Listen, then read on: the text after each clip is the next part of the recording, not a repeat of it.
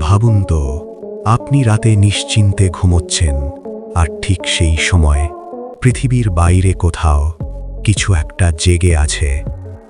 2025 সালে নাসা এমন এক তথ্য সামনে এনেছে, যেটা সাধারণ মানুষ জানলে হয়তো আর রাতের আকাশের দিকে তাকাতে সাহস পাবে না।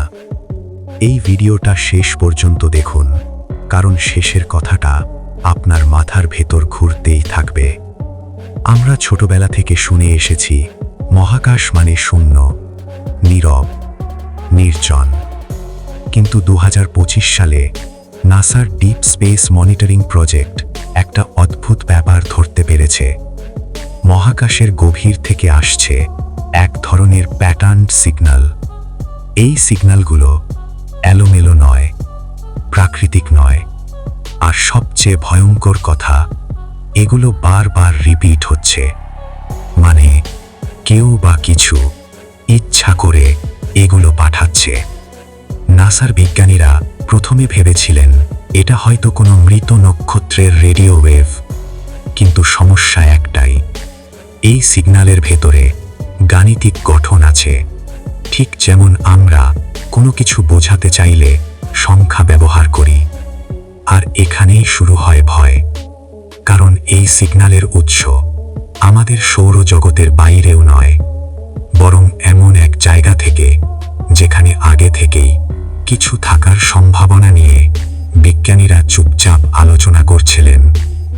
নাসা এই তথ্য পুরোটা প্রকাশ করেনি, শুধু এটুকু বলেছে, we are not alone, but we are not contacted yet. মানে আমরা একা নই, কিন্তু যোগাযোগ এখনো হয়নি। এখন প্রশ্ন হলো, যদি এটা কোনো বুদ্ধিমান সত্তার সিগন্যাল হয়, তাহলে তারা কাকে ডাকছে? আমাদের? নাকি তারা শুধু জানিয়ে দিচ্ছে তারা আমাদের লক্ষ্য করছে? আরো ভয়ঙ্কর ব্যাপার জানেন, এই সিগন্যালের শক্তি ধীরে ধীরে বাড়ছে। আজ আপনি আকাশের দিকে তাকালে শুধু তারা দেখতে পান, কিন্তু হয়তো ওখান থেকে কেউ আপনাকে দেখছে। নাসা বলছে ভয় পাওয়ার কিছু নেই, কিন্তু ইতিহাস বলছে যখনই মানুষ সত্য জানতে শুরু করেছে, তখনই ভয়টা বাস্তব হয়েছে।